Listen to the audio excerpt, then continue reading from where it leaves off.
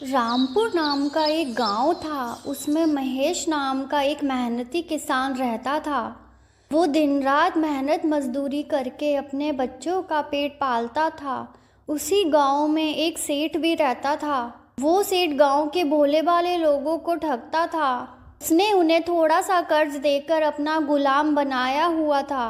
महेश ने भी अपनी बेटी की शादी के लिए सेठ से कर्ज लिया हुआ था और उसके बदले उसे सेठ के खेतों में काम करना पड़ता था। वो दिन रात काम करके भी सेठ का कर्ज नहीं उतार पा रहा था। एक दिन सेठ ने महेश से कहा, देखो महेश, तुम्हें मेरा कर्ज उतारना है तो तुम्हें उसके लिए दुगनी मेहनत करनी पड़ेगी और अब तुम्हें रात को भी काम करना पड़ेगा। ये सुनकर महेश कहता है, माई बाप, मैं आपका धीरे धीरे करके कर्ज उतार तो रहा हूँ।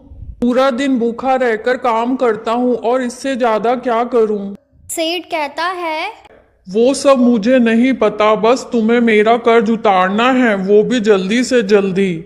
महेश थक हार कर घर जाता है और अपनी पत्नी बिंदु को कहता है, बिंदु, आज मैं बहुत थक गया, खाना लगा दो।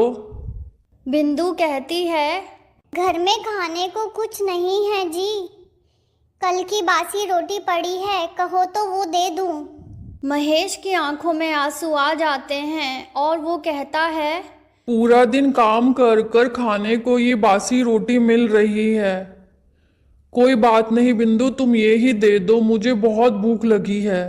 बिंदु वो बासी रोटी महेश को दे देती है। इतनी देर में महेश के दरवाजे पर आवाज आती है और महेश जाकर देखता है कि एक साधु बाबा उसके दरवाजे पर खड़ा है और रोटी मांग रहा है।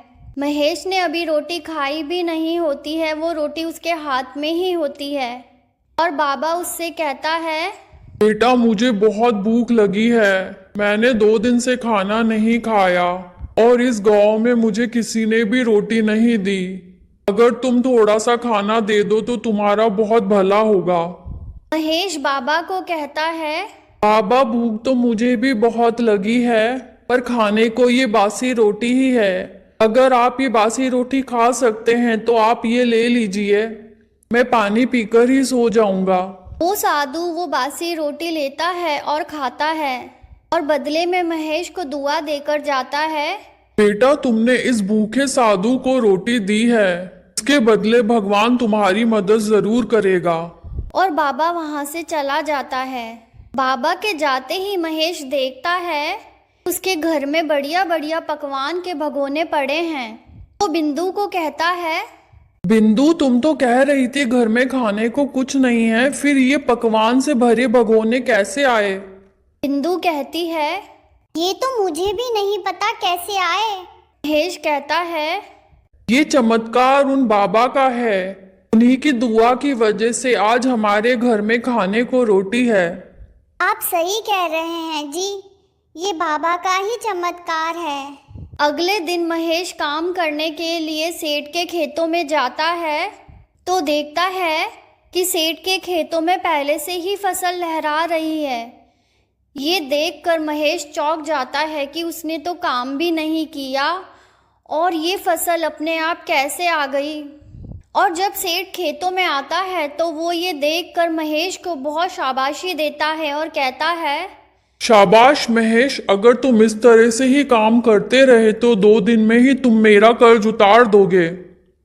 घर जाकर महेश अपनी पत्नी बिंदु को बताता है कि आज तो उसने खेतों में काम भी नहीं किया और खेतों में इतनी फसल थी कि वो महीना भर भी काम करके इतनी फसल नहीं उगा पाता। ये सुनकर उसकी पत्नी बिंदु बोलती है, ये सब चमत्कार उन बाबा का है। मुझे तो लगता है कि भगवान ही हमारे बाबा के रूप में मदद करने आए थे। हाँ बिंदु, तुम सही कह रही हो, वो बाबा नहीं थे, वो तो भगवान थे। उनका जितना शुक्रिया किया जाए वो बहुत कम है। हाँ जी, आप सही कह रहे हैं। अब हमारी रसोई भी खाली नहीं रहती। सुबह उठते ही मैंने देखा तो रसोई में बढ़िया बढ़िया पकवान बने हुए थे। अच्छा बिंदु, तो मुझे भी थोड़ा सा पकवान खिला दो फिर। बिंदु महेश को खाना लगाकर देती है। इतनी देर में महेश देखता है कि दरवाजे पर कोई आया है। अरे कहीं वो बाबा तो नहीं आए ना? अगर वो बाबा आए होंगे तो मैं उनके पैरों में गिर जाऊंगी और उन्हें बासी रोटी नहीं दूंगी, उन्हें बढ़िया बढ़िया पकवान खिलाऊंगी। उन्होंने हमारी इतनी मदद करी है। हाँ बिंदु, मैं अभी जाकर देखता हूँ, अगर बाबा होंगे तो मैं उन्हें गले से लगा लूंगा। महेश जाकर देखता है तो बाबा नहीं होते बल्कि सेठ होता है।